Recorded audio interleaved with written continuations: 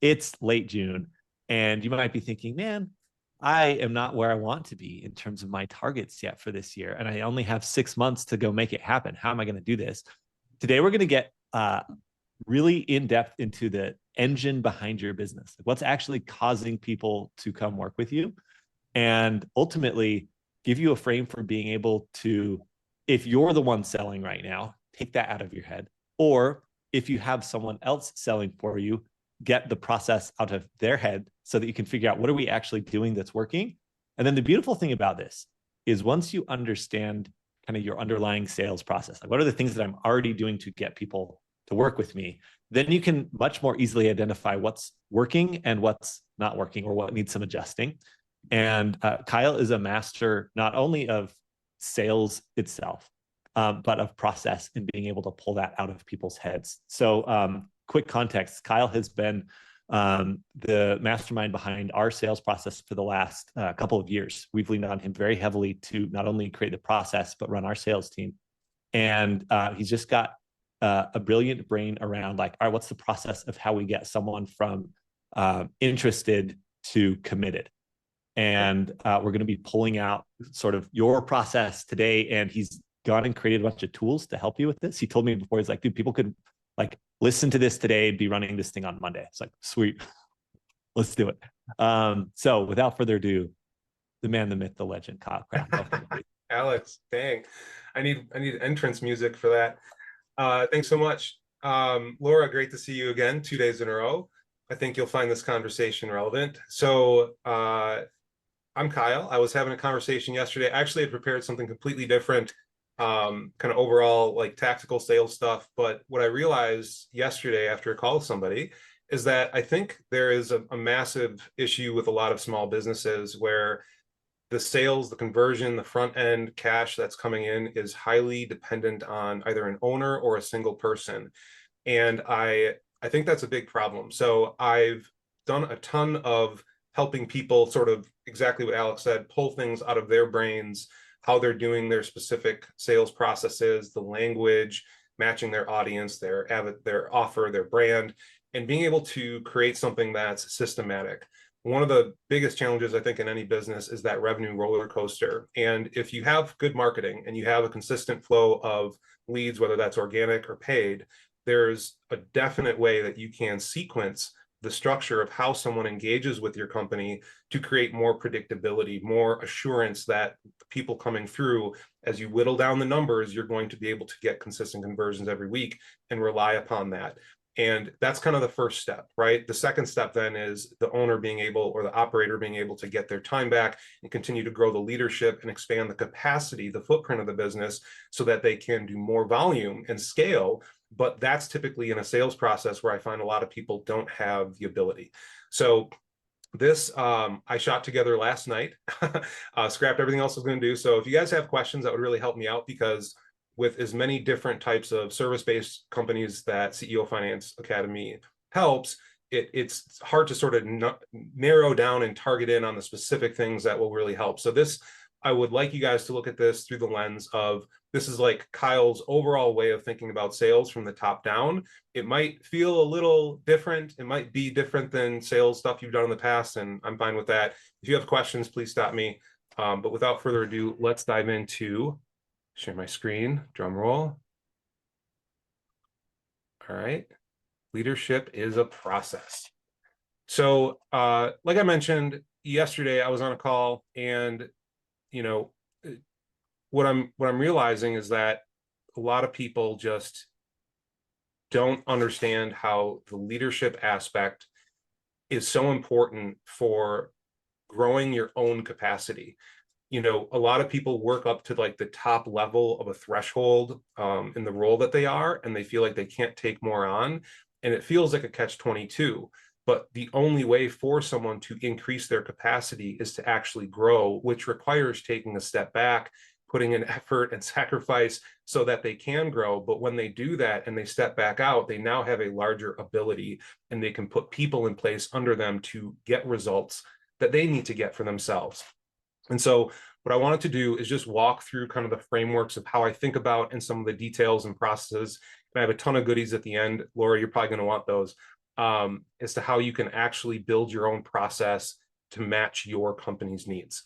So today is how to build a sales department that runs without you and ramp a new rep into your method in 1 week. Okay. Already having technical issues. Cool. So right now, and again, if this is not you, just tell me and I'll customize this for you guys. But you are your company's best salesperson. Typically, like when I came on here at CEO Finance Academy, no offense, Will, but Alex, you were smashing, right? Like Alex just has a really unique understanding of that, the way he wants to sell somebody, because he knows the solutions at such a wide level of understanding, but also deep levels of granularity. Right? Like there's specific things he can get into with companies at 6 figures, 7 figures, 8 figures, and all their needs. And he understands that. The idea that someone would be able to step in and replicate that is ludicrous. That's Alex's zone of genius, as it were. So the challenge is when an owner is in that position and they're so good at selling, typically they bring someone in and there's no ability for them to transfer that knowledge over. And so what I want you to think about is what is that costing, right? So you can't take a week off without revenue dipping. You have maybe brought people on and they flopped or they quietly faded. And again, your growth is capped at your own personal output. And let's not forget the calendar also includes family time, health, right? Personal development. How are you supposed to grow this company when your own needs are also just as important? So what I want you to think about is imagine a company that you're leading and how it can consistently grow revenue without you doing it. I will never forget the time, this is, 15 years, 16 years ago in my gym, and I just built my first sales process. And I had a kid, his name was Josh, and he was a hard worker, but he did not really have the sort of same knowledge and experience in life that I had.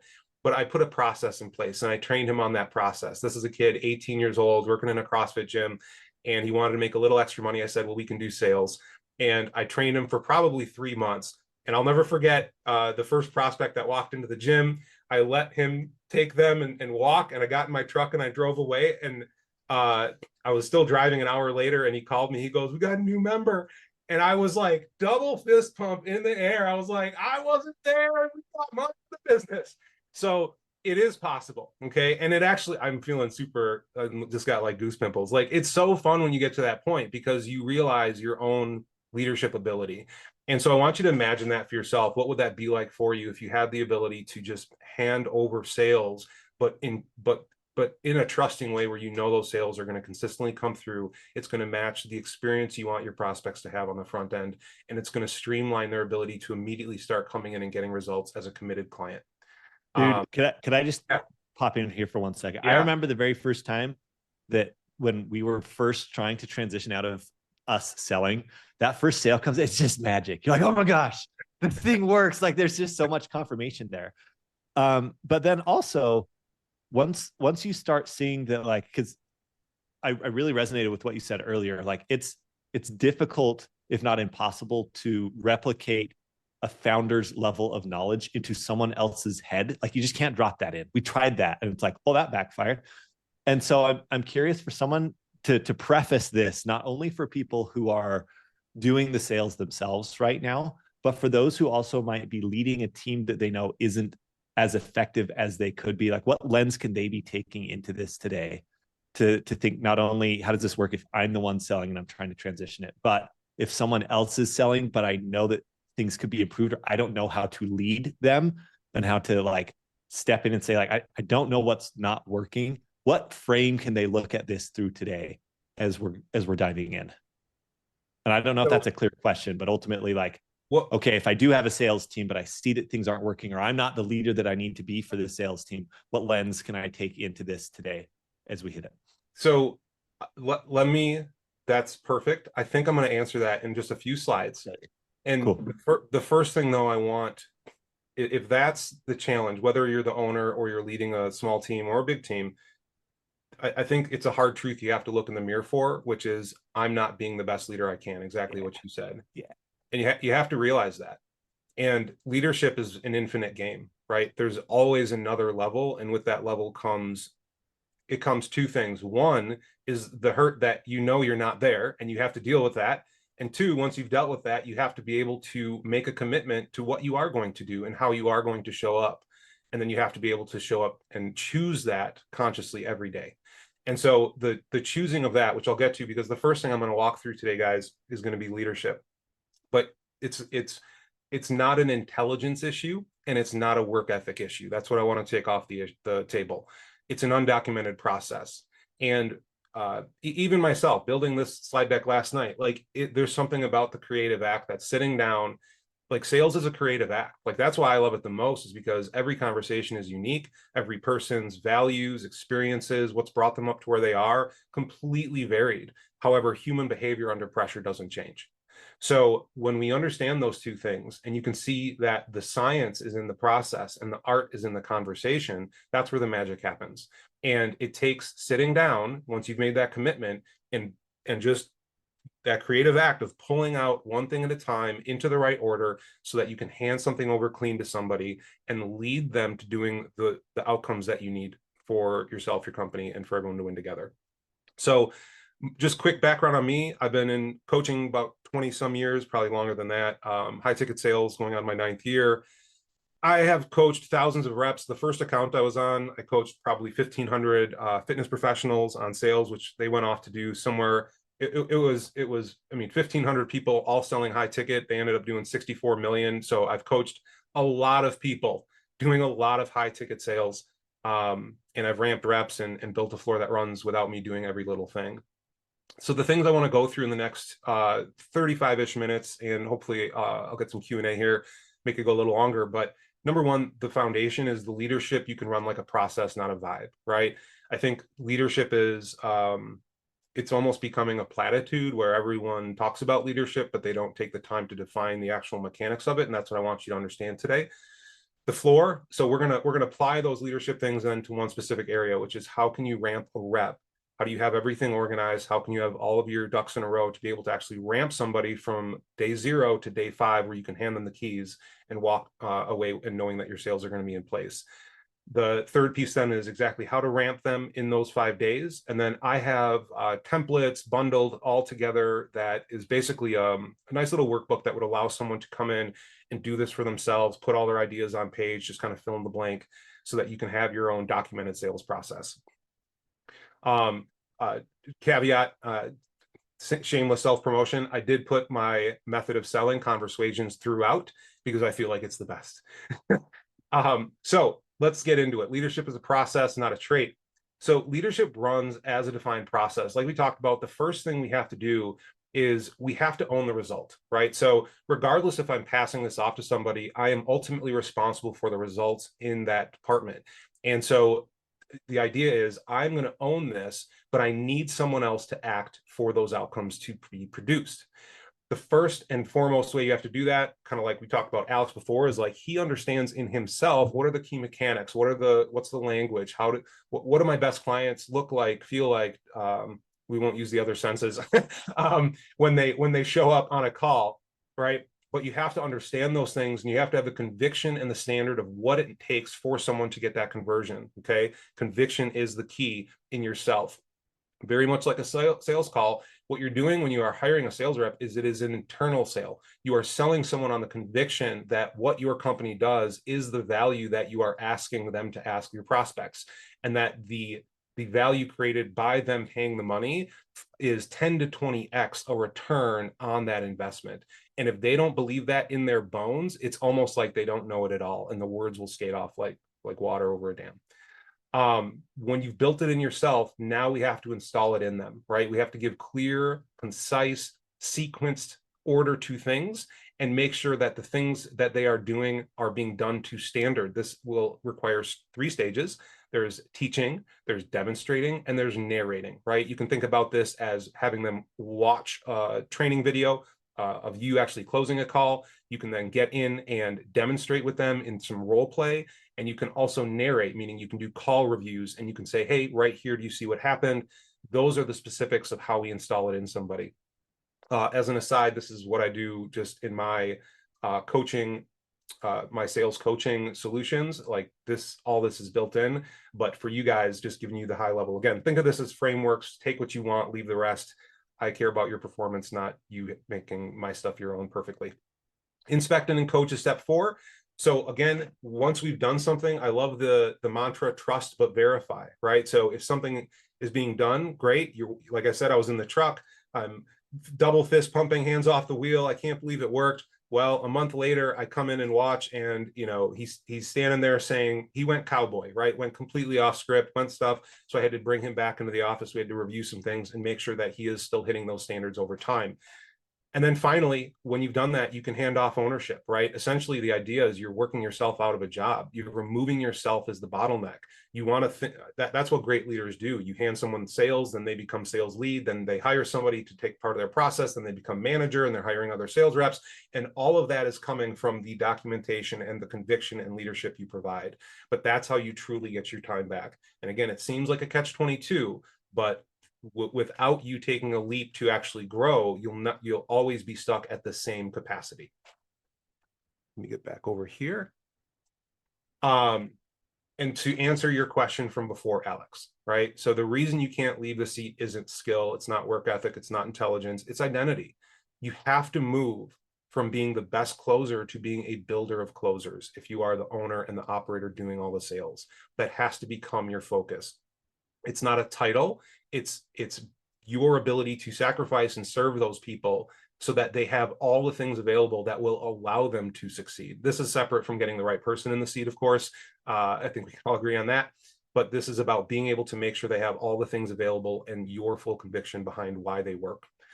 I like this one, just to hit this point home for like the 9th time. I'm reading The Creative Act by Rick Rubin for like the 3rd time. It's such a great book. And in there he has a line, the purpose of business is to first awaken something in yourself and then be allowed to awaken it in someone else. And I just think that's so true. It's so fire. And you can apply that to both your sales conversations, leading a team. But that's where when I say you have to choose to be that person, that new identity, that's what that means. So how do we start to talk with the people in our seats, right? How do we lead people? First, you have to understand trust. And I think the easiest fictional way to think about trust is like a bank account. Care is the deposits you can make. And when you act out of integrity, when you do something that hurts them, when you blame or shove off responsibility, it's a massive withdrawal. So the thing about being a human is we're always making withdrawals from people and we don't even know it. And so the key is to be a great leader is, are you consistently making the deposits consciously? Can you be the same person in every room? Can you do what you said you would do? Are you being accountable, right? You name the miss before anyone else does, and you're reliable. You show up the same way every time. People aren't walking on eggshells because your weather changes from day to day. Leading others is helping them lead themselves. So what is the process to eliminating yourself from that work? Number 1, doing the work yourself, like we talked about. Then we want to train someone else to do it. We want them to understand everything. We have to be able to monitor that it's getting done at the standard that we set.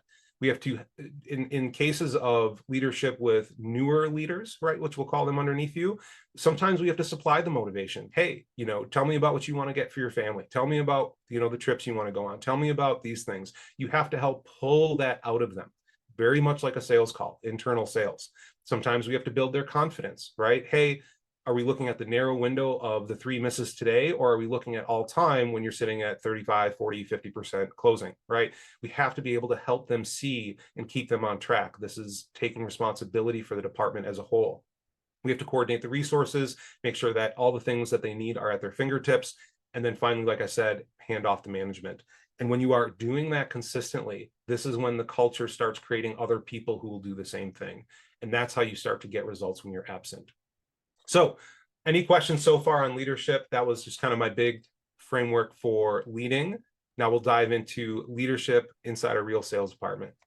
I'm just gonna just say, I think one of the things that was it's been so helpful in what you really just helped us transform how we did things was, I think especially like if you come from in this case where the founder is the salesperson, is you don't really know what a sales role looks like. You kind of operate on, you're doing 14 different jobs and then closing deals is one of them. And so you don't really have, just speaking from experience, Alex and I didn't have an expectation know how to set good expectations of what that role should be because it was such an ad hoc position internally. It's just like, hey, just fit into the schedule.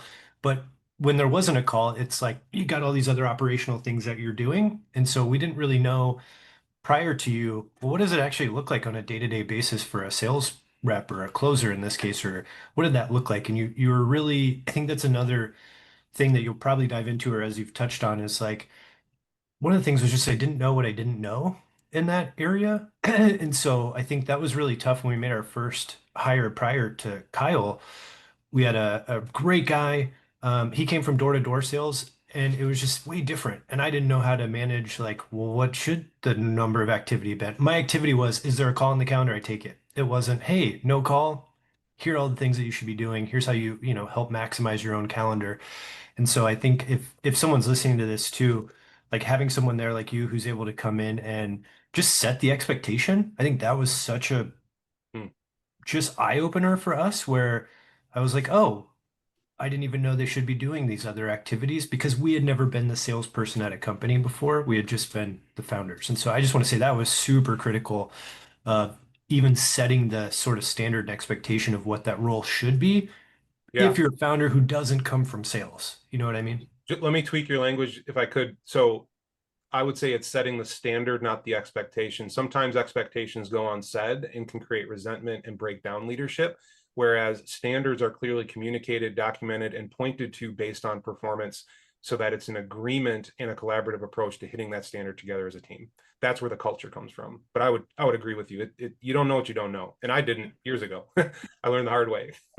So I want to pipe in on something you said on supplying the motivation. Yeah. So I think years ago when I was a baby engineer and I was sitting in the dreaded Monday morning meeting, the one that we have because it's Monday morning, so we should meet. Yeah. Right, that one. My boss at the time asked me why these meetings seemed so incredibly horrible. And no one seemed to care. I mean, if people could have rolled their eyes out of their heads, out of their eye sockets, they would have and fallen right out of their chairs. And this is a group of engineers and drafters, and and it's 8 a.m. Monday morning. Gosh darn, where else would I like to be?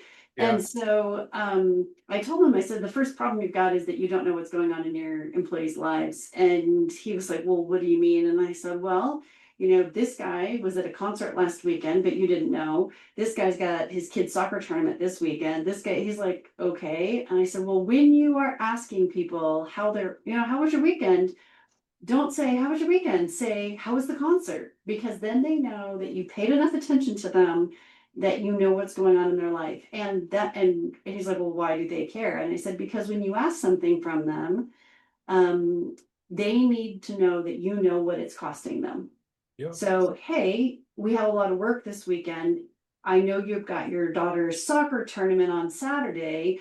Is there a time that we can get together that later Saturday afternoon or something that we can come in and get this knocked out? Because then they know that you know about them as a person. And so when we're supplying this motivation, sometimes it is circling back and saying, hey, I know this needs to get done. How can we make it work for you with the things that are important to you? But more importantly, hey, I know you had some really big goals. How can I help you get there?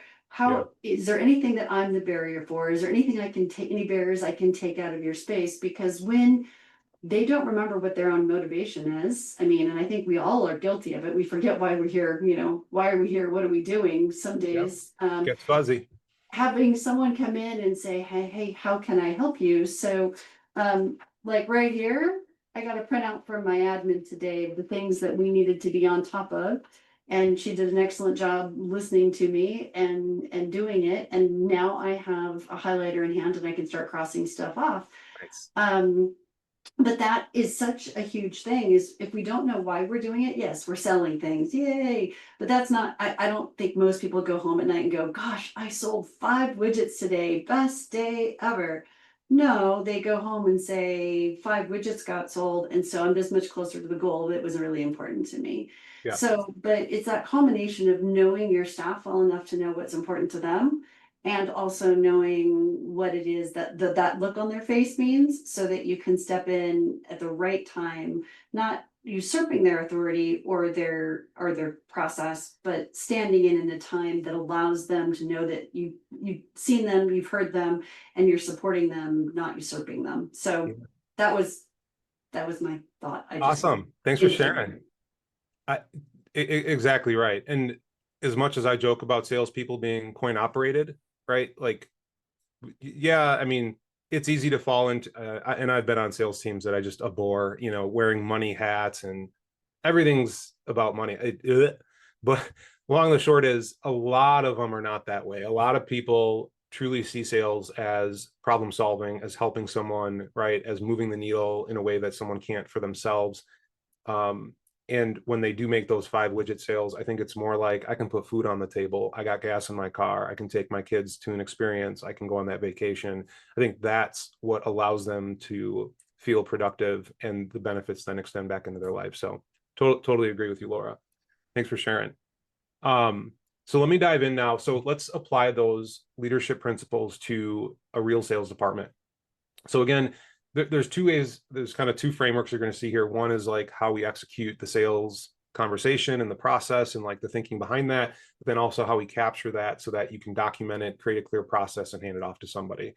And so the challenge is kind of like what Will explained earlier, right? You might have found someone with a pulse and a decent resume. You might have thrown them in and said, hey, there's no process, like, let's go sell. They started failing, and then you had to kind of play firefighter and hop back in, right? And you wrestle the deals. Nothing's really changed in the business. All those things you were hoping you were going to get to, they just stay there. The key is, you don't want to say go sell. You want to be able to say, here's how we sell. Okay. And it's such a nuanced thing, but it's like, first you need the right person, right? So anyone that applies, just tell them no right away, see who calls back, then hang up again, see if they call back again. That's the right person. Then we can train those individuals, right? But if you don't have something to train them to, they're oftentimes going to rely on their experiences on other offers in other ways they've sold, which could step outside the most important thing, right? And what is the most important thing? Trust. The relationship is the container in sales. And so if your rep is saying or doing things that are expressing values not congruent with your company, ultimately, even if they buy, it will be a bad client.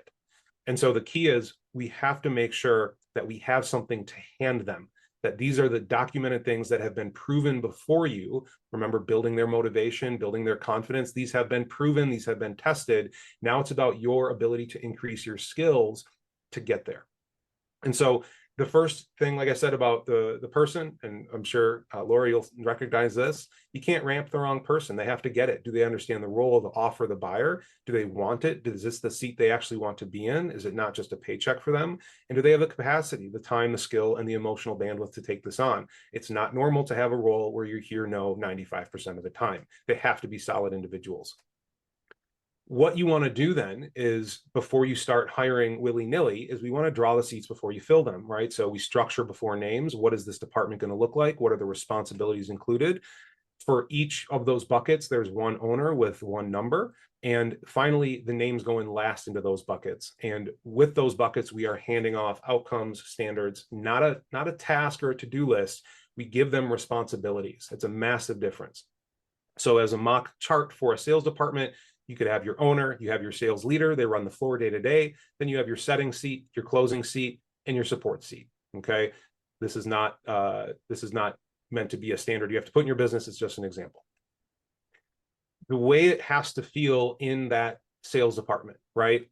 This is like loose thinking frameworks for how you can apply this stuff. But number one, and this comes from, oh gosh, I just pulled this out yesterday. What was it? Right there on my shelf. Oh, Patrick Lencioni, 5 Dysfunctions of a Team. Amazing book if you haven't read it.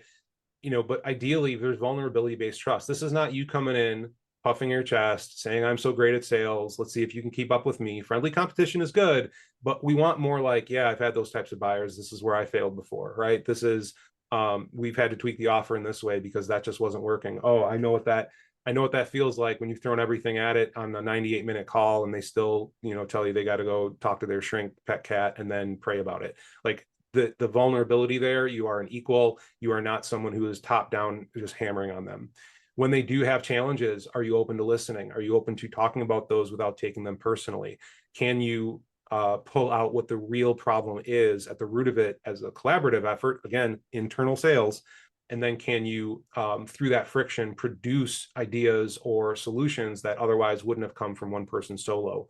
When you have those solutions, can we make a real commitment to it? Can we hold each other accountable if we do other than what we had committed to? And that's where those strong results sit on top of. The journey from marketing to sales. So this is a brick by brick sales process. I just stole it from what is typically a 2-call process. But just so you understand how I'm applying this, like all my assets, everything is kind of built for this sort of sales process, but this is not, this does not have to be a standard if you are in, in-person sales, door to door. There's a million different ways to cut it, but this is just the framework that I'm using to teach today. So in a typical 2-call, high ticket Facebook ad to turning into a lead through an opt-in, this is that process, right? Typically there's a Facebook ad, get a new opt-in. Immediately, we want to nurture them with story proof. What is story proof? Story proof is like, hey, I'm Alex and Will. We used to run a PT company. We realized we didn't know what the hell we were doing, so we started figuring out finances for ourselves. Lo and behold, we were able to create a ton of profit, and now we've been helping other people do the same thing. Here's our mechanism that we do it with. Oh, that seems really legit. I want to book a triage call. Cool. What is a triage call's purpose? Oh, and by the way, they fill out an application, so we know a little bit about them. When they come to that triage call, we want to understand, is this the person? Do they have the problem? Do they understand the mechanism? And is it something that they desire, right? Those are sort of the 4 check boxes. If they don't have that, and of course, sometimes if they're like maybe a little unshaven like I am, are they financially qualified? But you want to make sure that they have the problem, that they're the type of person you can actually help. I think the misnomer in setting for those triage calls is a lot of people think about, this is about booking as many calls as possible. The setting role ultimately is, do I truly believe I can help this person? Like that's what a setting call is. So that's what you have to understand for yourself before you book that next call. And if you truly can help them, person, problem, pain, and mechanism, then we can book them in. If they're not that person, no big deal. Maybe they will be later. We drop them back into our nurture loop, right? Long-term email, Facebook group, whatever it is you guys have. From there, if they're qualified, we now have a strategy session. We book the strategy session. From there, we nurture them again. Now we're moving them more towards proof that our mechanism works, understanding of our unique selling proposition, what I also call our mechanism, right? So the unique way that we solve that problem. Can we warm them up now that we've brought them through understanding the problem, the pain, right? And that there's hope. Now can we put in place what that hope looks like? It's looking like these other people that have succeeded in multiple different areas of business, and some much worse than your situation, some much better. So it's a wide variance of people that we've helped, not just specific people, as well as then how does our mechanism actually work? What are the nuts and bolts that make this thing produce like A plus B plus C equals this amazing outcome that you want? And so can we warm them up on that? Day of, we confirm that call, we execute that call, and we get a new client, right? So this is the process that I am sort of siphoning everything through, just so you guys are clear on that. As we get into this, we want to define those seats that we mapped out earlier in that accountability chart with what I call a 4R doc. 4 R's are going to be the results, which are the outcomes and numbers this seat owns. Again, not a list of tasks or to-dos, but these are the outcomes we expect in this position. Number 2 is then, what are the responsibilities? These are the things that you are responsible for. We need the pipeline updated. We need your end of day reports. We need you at this daily huddle. We need you to confirm every call, right? Whatever those things are, they have to be really clear on those things. The requirements. So this is more about, I would say, both character, skill, understanding, right? Is there, like if Will had this, would he have recognized that door-to-door sales might not transfer over to high ticket sales? It's a completely different ecosystem. And then rhythms, right? What are the rhythms that they're working in? What's their daily schedule? Are there weekly meetings? Are there going to be one-to-ones? Are there daily meetings? What are the reports that have to be done and what time? All the cadence type stuff. What I found, so that's kind of like the structure of it. Now I'm going to just do a little shameless self-plug on Conversuasions. So my background, again, is in coaching. And I think the core thesis of what I really, really love and get juiced by is understanding human behavior under pressure. It's the most fascinating thing to me. And you guys, I'm sure, have all seen the Olympics, right? And those guys and girls make it look effortless. They make it look they are demonstrating excellence. And what I find is that is in itself the like meta skill, right? Can you put yourself in an extremely high pressure situation and still do the fundamentals exceptionally well? And so what I found is that part of like when you get someone who's like raw material and they have a desire to do something, right? They don't often realize that's the piece. And when you are in a coaching or a consulting service-based business, nothing's off the table. Sometimes people need help understanding their own emotions. Sometimes people need help understanding how to listen to people. Like all these intangible soft skills are the things that most people don't have. And when you get someone into a coaching like that and you help them with those things, they ultimately really they're so appreciative. They're really thankful. And as a coach, doing that in like a CrossFit gym setting, I saw the power of that. And then when I first learned sales, it was like nothing like that. It was this like, say this, do this, when they say that, you say that, and, ask them how bad it is. Like, it was just so, I don't want to say the word manipulative, but it was more about like just pressure and fast talking and like forcing people to act. And like, the truth is change must be chosen, not imposed. And so what I realized is like, can we bring those same skill sets, that way of connecting with people, that collaborative approach, and helping them what they really need, and put that before the sale? Can we have you be the same person before the sale as the coach as you would be after? And that's what I really try to help my clients with, is can they, like, who are they? What type of person are they? And what makes them so great? What's their zone of genius? And how do we pull that person in front of the sale? Because if we can put you in your natural identity, who you are, but then give you the right sequence and how to sort of express those things to lead to someone making a change for themselves, that's where it feels really good. That's where it feels fun. And you feel like you're actually making a big difference in someone's life.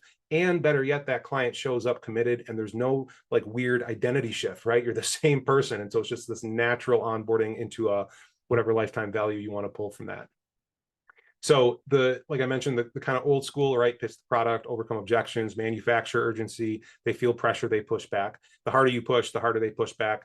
So I stopped pushing, right? We want to ask, we want to diagnose. We want to pull out of them the real problems. We want to have them feel the cost without putting it on them. And we want to allow them to convince themselves and ultimately choose what's best for them in the most long term.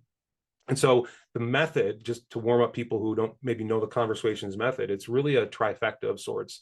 You got to have a sales structure, right? What is the right sequence of things? From that structure, you're going to have process, right? Process is going to hit both the structure, but then what are the scripts at each stage of that process, kind of like we walked through earlier.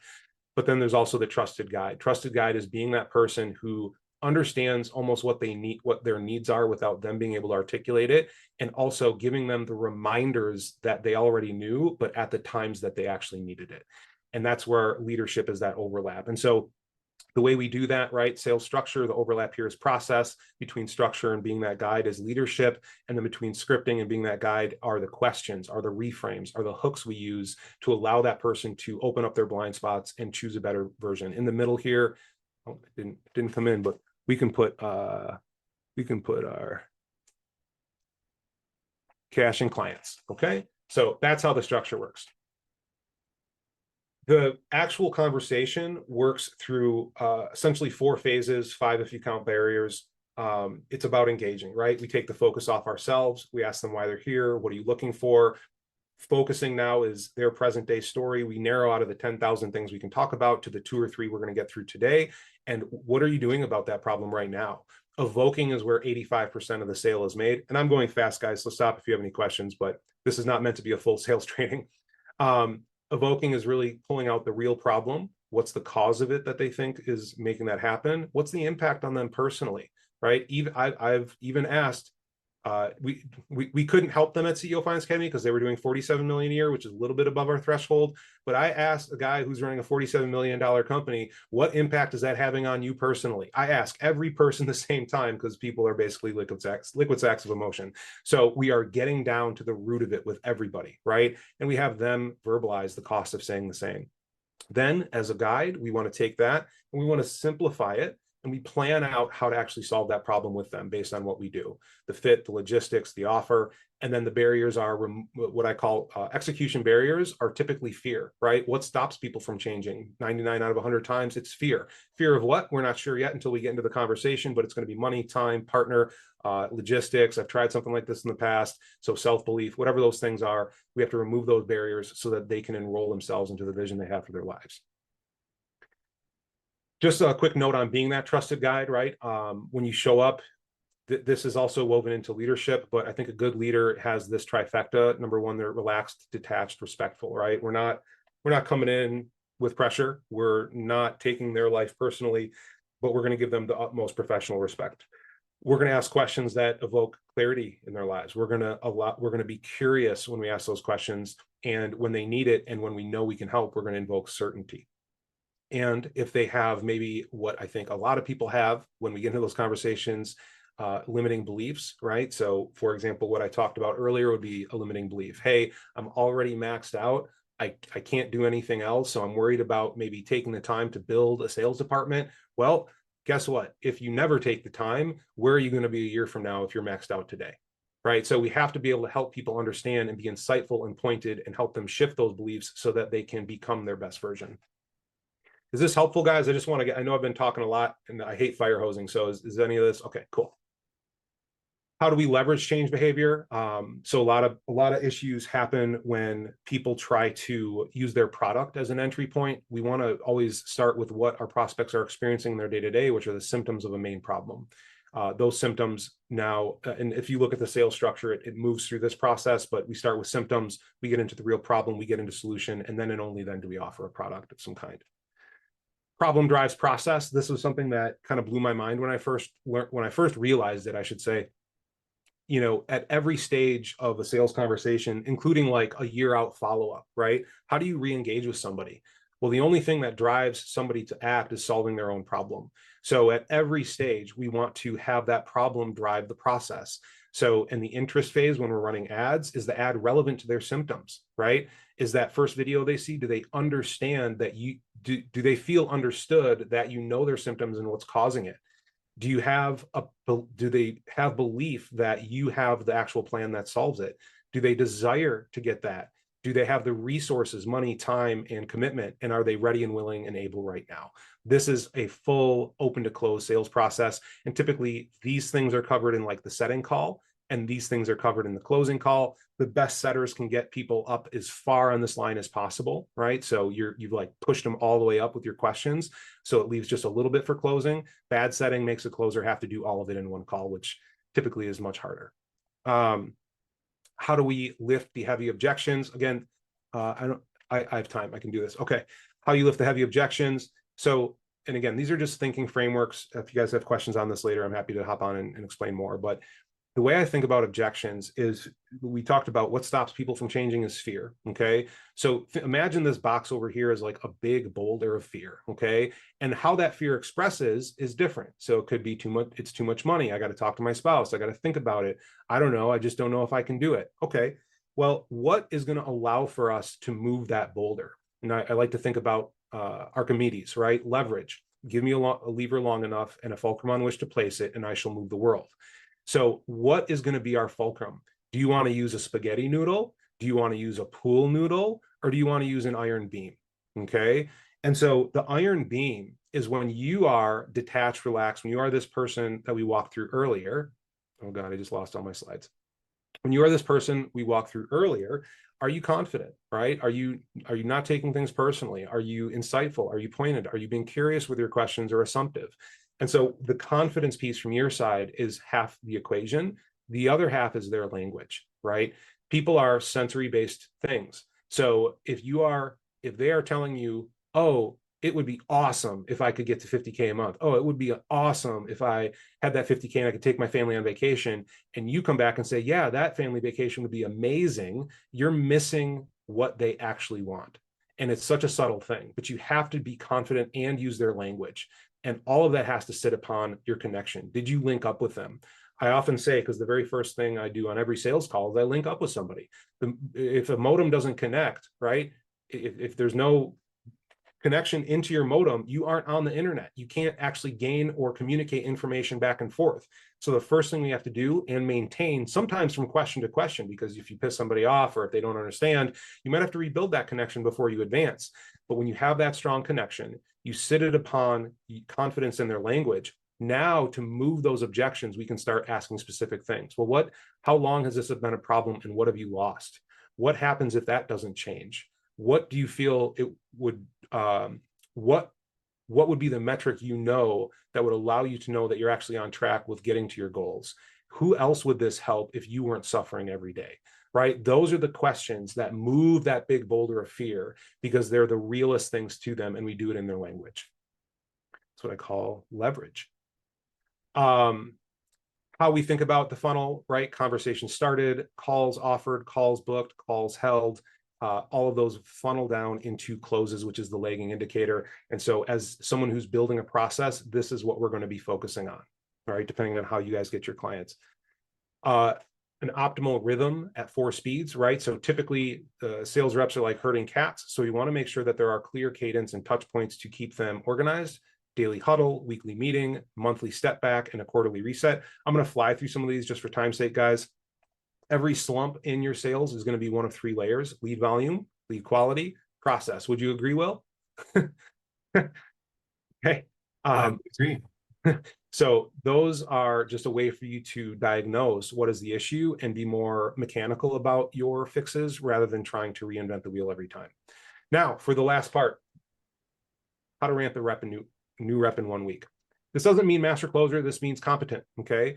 Time bends, but your standards do not. What I mean by that is you're going to ramp them by proof. I'm saying 5 days, but again, that's pending you have the right person in the right seat. So not everybody learns the same. Not everybody has the same experiences in life. It's going to take different time. So although I'm telling you 5 days, you don't want to do this definitely by the calendar. You want to do it by the standards of what they're proving through performance. 3 things every ramp produces. Number 1 is process. They understand the process, the steps, the tech, where the role fits into the bigger picture. 2 is skill set, how to actually move a prospect through that conversation. Do they know step by step and why they're asking the questions they are? 3 is going to be confidence, built through repetition, feedback loops, one-on-one coaching, all the stuff that we walked through earlier. It's saying the same thing. How this looks on a 5-day schedule. Number 1, we want to give them a warm-up to the company, right? We want them to understand what is the company, what is the role, what is the process, who are we selling to, and then we want them to prove it. Okay, it's that proving it that allows them to go live. Understanding the company, this is going to be explaining who you help, what the problem is, the proof you have of previous engagements with people. And again, this is awakening something in them so that they can carry this conviction forward without you being there. Understand the role. Why are they a team member that we are relying on? How does their work impact everybody else in the company? What are the things that they can do to support other people by doing their job well? And what does that mean to them? Right? When they understand those things, it no longer becomes just a paycheck. It becomes a mission, a part of a culture. The process, why this works. We want to just document the conversation, the tech, and the checklist, right? This is being able to hand them that playbook. And then instead of you trying to remember everything every time you're training someone, you have something to point to every time, and it's consistent and the same. You want to have them understand the prospect. What are their beliefs, right? What are the prospect's limiting beliefs? How do we raise their confidence? How do we raise their motivation? Where are pockets that they typically have blind spots we want to explore? All the things that you as the trusted guide have proven, we want to now install into those reps. And then as they are going through that each day, we are showing and saying first, we are naming what's right, extract one fix, put it back. I'm still working on that one as a coach. One fault, right? To triage to the single root of a fault procession. You don't want to give them like 10 things changed. Like, let's do this one thing today. We're going to practice it here. And then I want to see you do it in your calls tomorrow. And your job, right, is to really own their results and take on their ability as your responsibility. Prove it is the last step. We're scoring them, right? We have a scorecard for maybe a call review. You guys got 90%. You're good to go. This is live. If not, maybe it's another conversation we're having to have where there's a different role for you in the company or the door. Now we lead by the numbers, right? Once they're in, we're going to focus on leading indicators like we talked about. We have them fill in their scoreboard each day and each week. And then the handoff, right, where we can reconnect with them and make sure that anything new gets on their plate, daily huddles, weekly reviews, and then one-to-one management calls. All of that was not training. all of that is now your role being eliminated in a week, right? And so that's really the benefit there. Is I know this seems probably for a lot of people, and like the guy I talked to yesterday, like I get being in that seat. There's a ton of pressure. There hasn't been a day that I've taken on a sales account where I feel responsible that everyone in the company eats. And so it's like you're throwing, you have to understand what I'm trying to get is you have to understand the pressure on your sales reps, and doing all of this, although it seems like a ton of work, over time, they are like part of you paying them is them taking that pressure off of you. You no longer have to sit with that on you. You no longer have to be in there stressing because they are. And they, if you set them up in the way that we talked about, they will authentically and legitimately want that pressure because that's what gives them the feeling of contribution to the team. So do you have a department or do you have a dependency? So this is what I'm going to ask you. On Monday, could you walk into your company and could you hand a new rep one document and then have them ramp, right? The bottleneck typically, again, you know which of those 3 layers is actually broken. And the test is, can I step out of this company for a week and what would happen? So if those scare you, okay, then this might help. All you have to do is you have to take what's in your head and put it into a process. Otherwise, you have a major risk dependency. What I've done is I've actually built for you guys a couple of things. So first of all, this is how to ramp a sales rep in 1 week template. And I'm happy to give it to anybody that requests it. I will drop a link after this that you guys can grab it. This is a template though, so it does require some thinking and some sitting down, or if you've got all of your brand and everything of your language and offer an audience in AI, then you can use AI. I don't really care. However, you can outsource the knowledge, you can't outsource the understanding. So this just kind of breaks down every piece of what we covered today as a process, right? So for example, for your rep, the things you're going to want to get in place, do you have an accountability role? Do you have an accountability chart? Do you have your sales brief or your ideal client profile? I'll just scoot to the bottom here. I gave a bunch of bonuses. So I actually have an ideal client profile template here if you guys want to use this to outline exactly who you're selling to. If you have multiple avatars for multiple different things, just duplicate it for each one. But coming back here, once you've got all of your assets kind of bundled up and organized, you want to have scripts, right? You want to have your 1 call recordings. I recommend at least 10 to 15 recordings, both either of a triage and a sales call, 1 prospect coming through your process, closing, getting objections. What does that actually look like, right? Again, we're trying to build conviction in them. 2 or 3 case studies or written testimonials from prospects, building their belief in the power of what you guys do. You want to have a very clear product description, the offer, the features, the benefits, the specific problems it solves. You want to have all marketing links, right? What are prospects seeing before they actually get to you? What's their daily priorities checklist? Will had mentioned this, right? Oh, there's no one on the calendar. What is my order of leverage for activities closest to the money to furthest away that I can just go plug in and continue to try to drive revenue? And then do I have a KPI or daily activity tracker? This is actually going to save you a ton of headache because I'm sure, as Alex would agree, data drives. So we want to know what's actually happening by the data so we're not just freaking out that it's not working. Tech checklist, you want to have, this is an email template where if you're bringing someone in, you can send this to them and organize all the information that you just put together so that they come in prepared. You can see how well they are at preparation, understanding the company, understanding the role, understanding the process and the tools. I put that process in here as one visual if you guys, if that helps kind of understanding how it all comes together through setting and closing, and what the needs are of a prospect in order. And a little bit more on the coaching of people, right? Level 1, people, you want them to just be able to communicate like a human being. Number 2, can they actually tie people down into those different points of the sale? And number 3, can they recognize limiting beliefs? Can they identify the reframe? Can they overcome fear through stories, analogies, metaphors? Those are kind of the levels of development there. Understanding the prospect and the Conversuations method. So we kind of went through this. Oh God. Right. But do they have, like, again, the wrong way, starting with product? What we want to do in that triage call, especially, and also on the sales calls, we want to move them from symptom aware to problem aware. I don't know why I'm minimizing.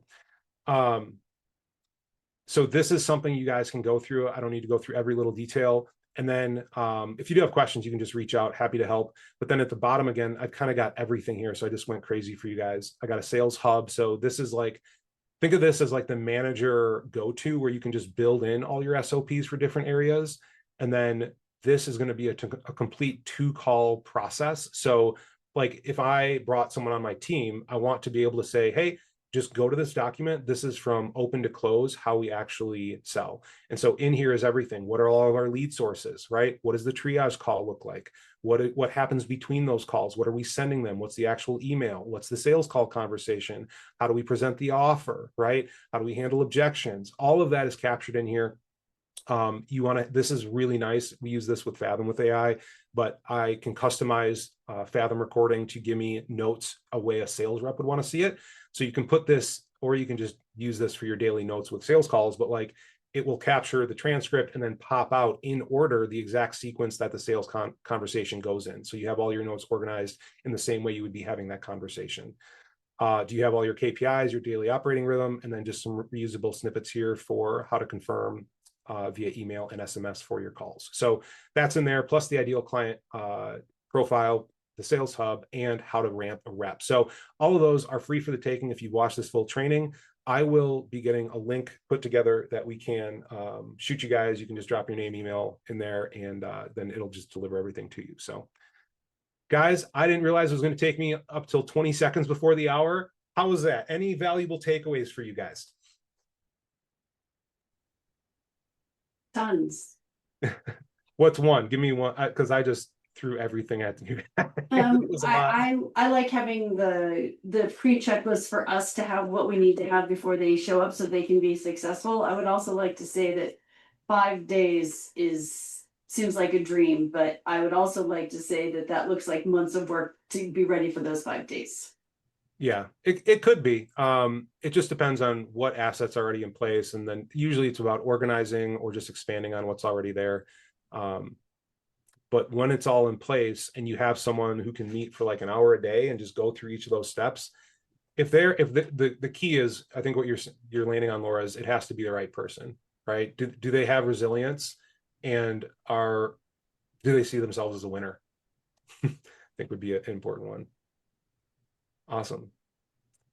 My big takeaway, I think, Kyle, is I think just as you're going through it all is the value of someone like you coming in and extracting this. Like for you, as we worked together in the beginning, it's like, I don't know, man, this is just what we do and this is how we do it. And you're able to take a sales process brain, which for maybe the visionary entrepreneur type is like, I don't sit down and break it into process. And if that's like, I struggled with that for a long time and recognized both with Alex and I going, I think we need someone who can put that piece together because we recognize our own sort of lack of ability in that. And that's where, like, I think there's a lot of owners, if you're watching this and you've like, I feel like I've tried to do this 3 times, it doesn't work.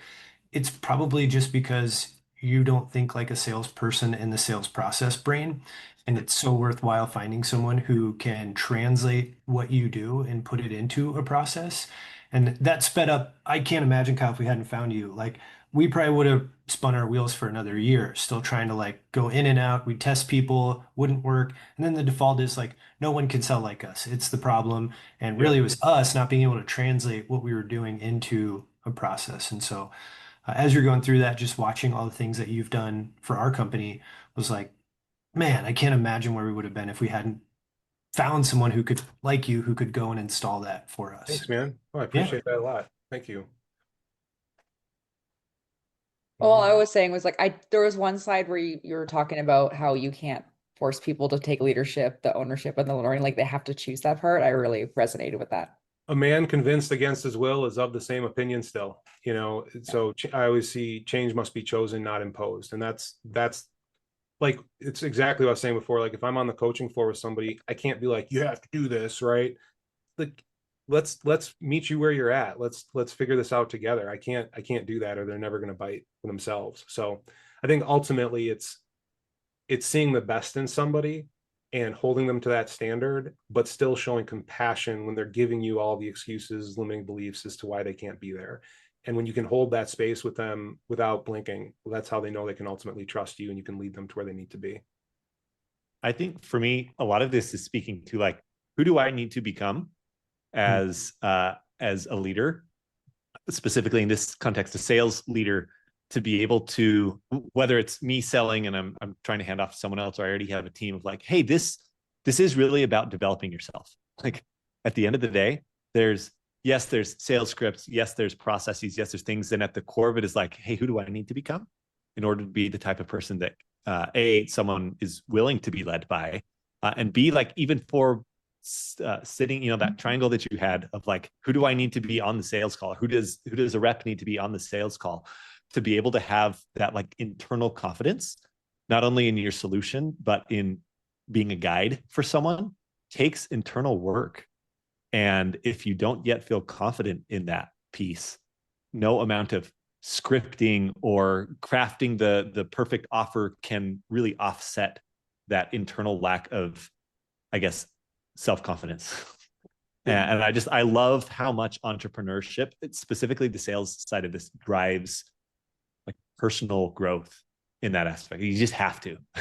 Yeah. And you, after lots of reps, you figure out where the blind spots are, like, I need to do this. And so much of it is like self-awareness. And for us, it's been having someone to call you out on those things, like you've done for us, to be like, hey, what are we doing here?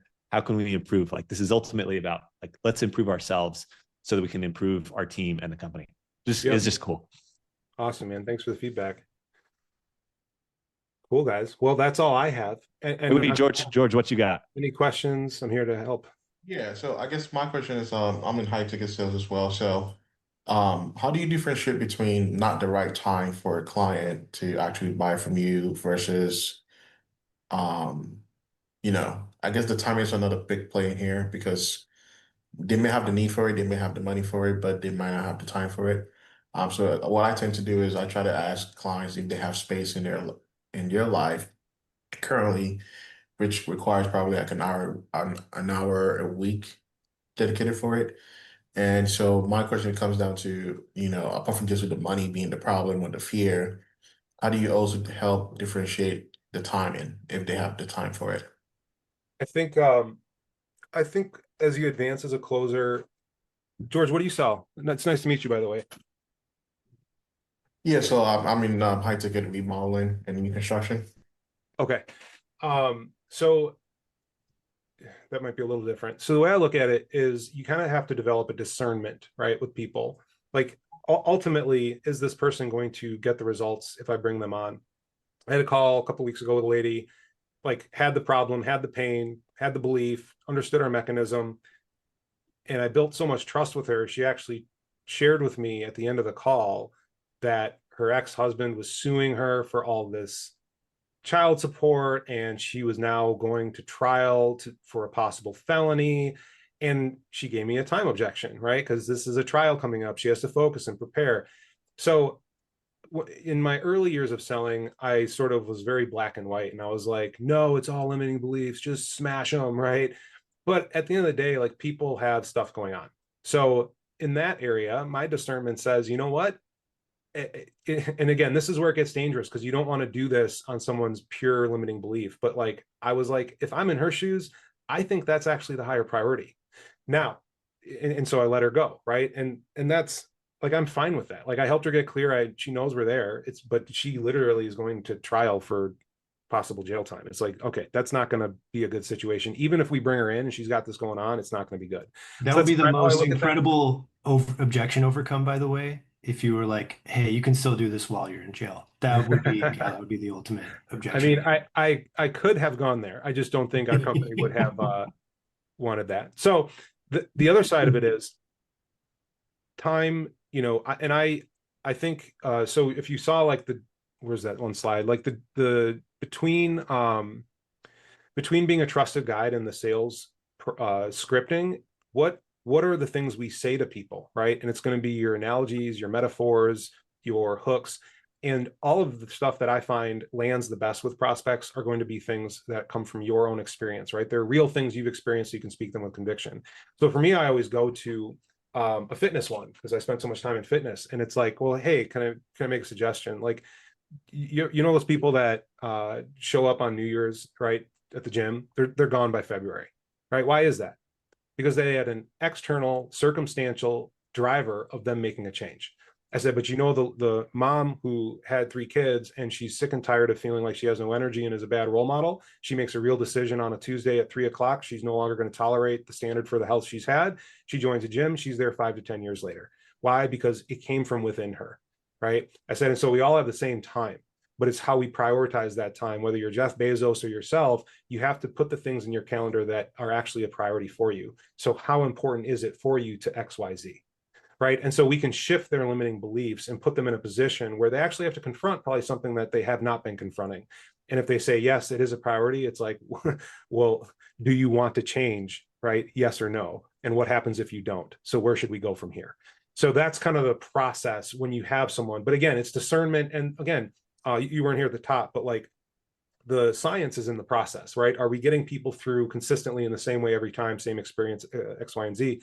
But then the art is in the conversation, right? Like, what are their words? How are we framing things? Are we speaking in a way that connects with them rather than tries to beat them down?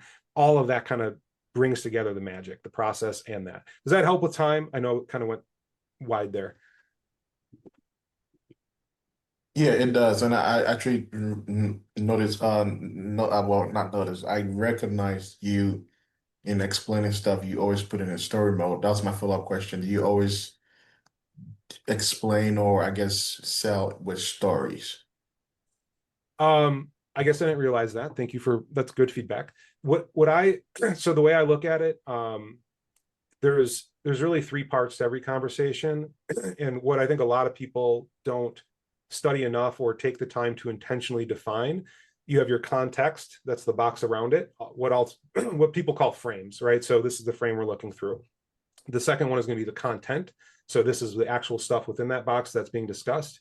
But then you have the self, right? So one person, how are they being, and how is the other person being? And so what I try is to show up consistently the same every way, which we outlined. If you go back and watch, you'll see my trusted guide trifecta. But then we also want to take the time to define those constraints. So when I start with an analogy of, hey, in fitness, the New Year's resolutioners, they always fall off, and you agree to that context. Now, when I go to move the content towards them and their problem and what standard they have for their life, that's already that's holding that conversation. Does that make sense? So I try to think can I define the context first? Because if you're setting the frame, you can own the conversation. Makes sense. Yeah, cool. I noticed that, so that's very impressive. Awesome. Thanks, man. I will stay as long as you guys have questions or anything else I can help with. Dude, Kyle, my last question for you is, how do people get in touch with you if they're like, hey, I've got questions, I want to talk with you directly? You can go directly to my website, craftconsulting.co. You can find me on Facebook, Kyle Craft, and you'll see my big smiling face and pictures of Door County as my last timeline feed. And I can just drop my cell phone in the chat too, because I've got no shame. So this is my cell phone direct, and you guys can text me anytime. Boom. Dude, Kyle, thank you so much for coming in, dropping the wisdom, and for curating all of these resources for folks. We'll put a link to those once you get together. Here's the bundle of things. We'll send that out to people. Laura, George will make sure that you guys can get it as well. Dude, thank you so much for coming and dropping all the fire, man. Yeah, if you guys want, shoot me. If you guys want the assets from today, shoot me a text at this number with your email, and I will email it over to you today. Sweet. So George, just in case you missed it, I've got a bundle of how to ramp a sales rep, sales organization hub that you can use as managerial to document all your SOPs. I have a sales process from open to close document and an ideal client avatar build out, so you can start to map out exactly who you're selling to and be consistent every time. Cool. Awesome, guys. Dude, thank you so much. Yeah, thanks for coming, guys. Really appreciate y'all. Guys, this will be in the Scale Call library for you later if you want to go grab it. We'll see you later. Thanks, y'all. Appreciate you. Cheers. Thanks, guys. Bye, crew.